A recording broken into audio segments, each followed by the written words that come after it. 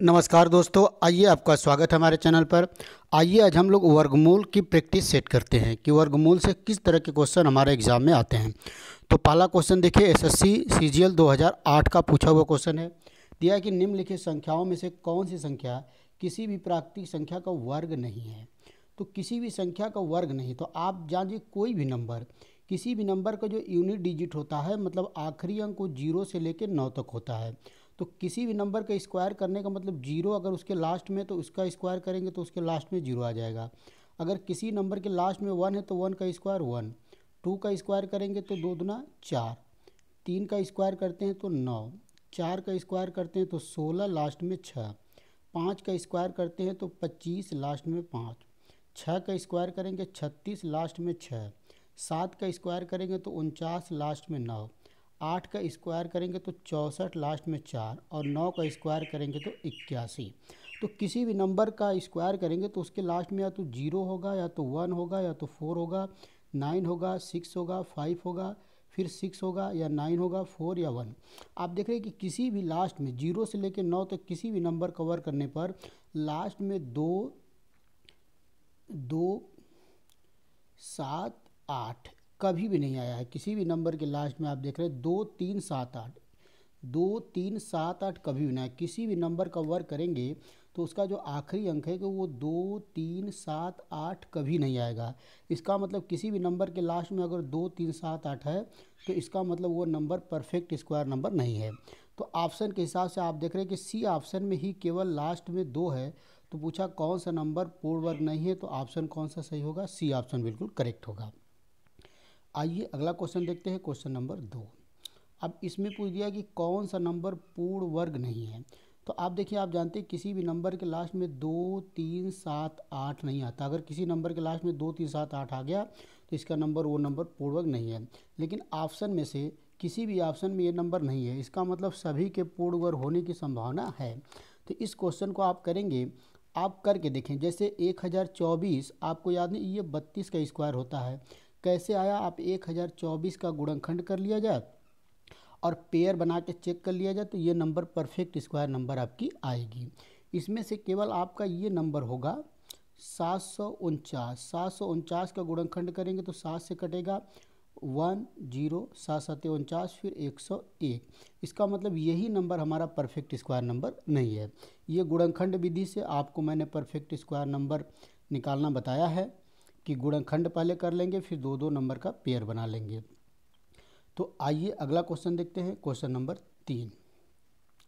Question number 3 फिर उसी तरह क्वेश्चन, 4 अंकों की वह छोटी से कौन सी संख्या है जो पूर्ण वर्ग नहीं है। तो 1024 को अभी हम लोग देखें, ये होता है 32 का स्क्वायर। 1024 किसका होता है, 32 स्क्वायर। 1048 आपका परफेक्ट स्क्वायर नंबर नहीं है, क्योंकि जो 1021 होगा ये होता है आपका 33 का स्क्वायर होता है। 1021 भी किसी नंबर का स्क्वायर होता है, याद नहीं आ रहा है। तो आपका जो पूर्ण वर्ग संख्या नहीं है वो 1048 है। अच्छा देखिए, पूर्ण वर्ग नहीं है तो अभी जाने किसी नंबर के लास्ट में 2, 3, 7, 8 आ गया तो इसका मतलब वो नंबर पूर्ण वर्ग संख्या नहीं है। तो इसके लास्ट में आप देख रहे हैं 8 है, तो इसका मतलब ये वाला पूर्ण वर्ग नहीं होगा। तो यही ऑप्शन हमारा बिल्कुल करेक्ट ऑप्शन होगा।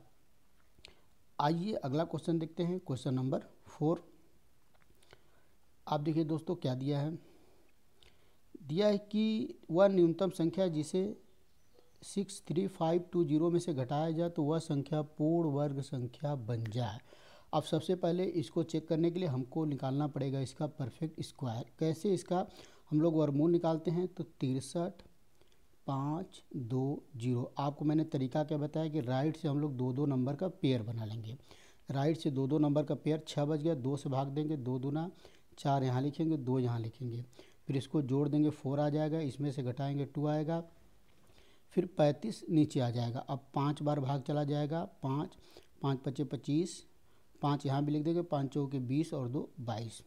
अभी हो जाएगा आपका 50, यहाँ बचेगा 0, 1। अब 2 0 नीचे आ जाएगा। अब 2 बार आपका भाग चला जाएगा। अब देखिए 2 बार 2 यहाँ लिखेंगे, 2 दूना के 4, 0, 2 पाँचे 10।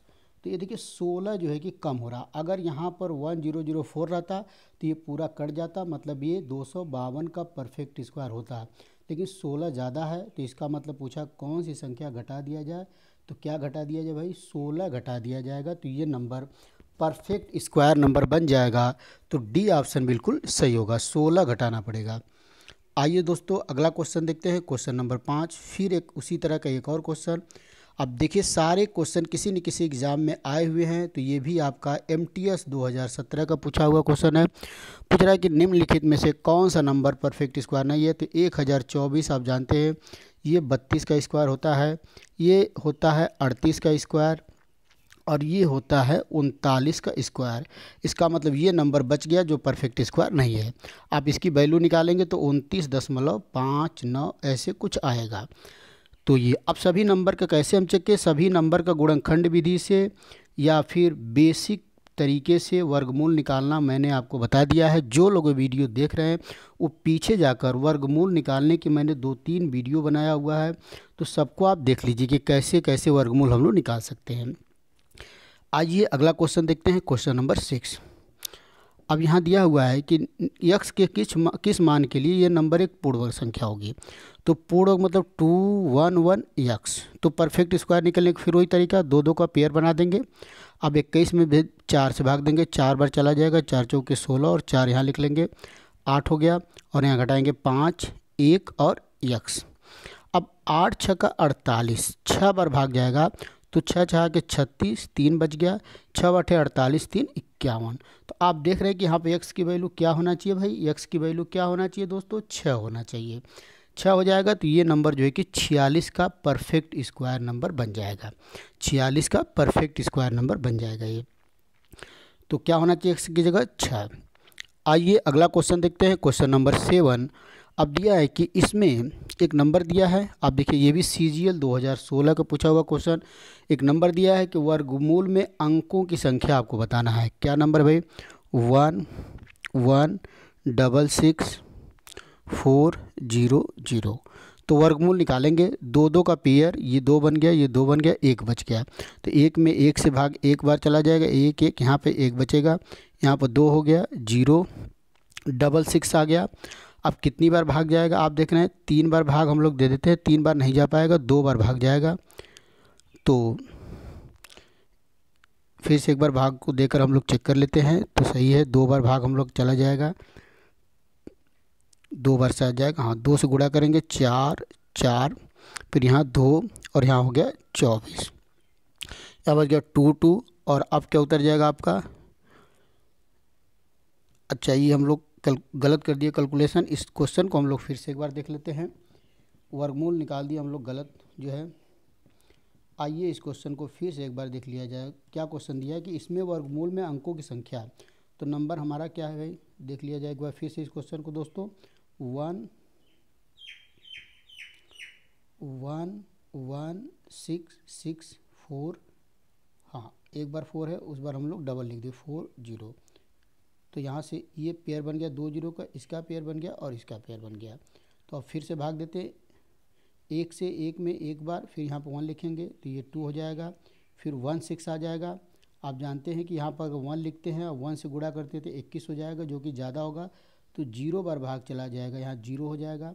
अब 6 और 4 उतर आ जाएगा, 0 बार भाग चला गया, 2 8 16। अगर 8 से भाग देते हैं हम लोग 8 से, तो 8 बार जाएगा, 8 8 64 और 8 दूना 16, फिर यहाँ 8 हो जाएगा, फिर 2 1 6 हो जाएगा, यहाँ पर 2 1 6, फिर क्या उतर जाएगा आपका देखिए 4 0 आ जाएगा हमारा नीचे 4 0। तो आप देखिए फिर 0 बार ही भाग जाएगा, फिर 0 0 आ जाएगा।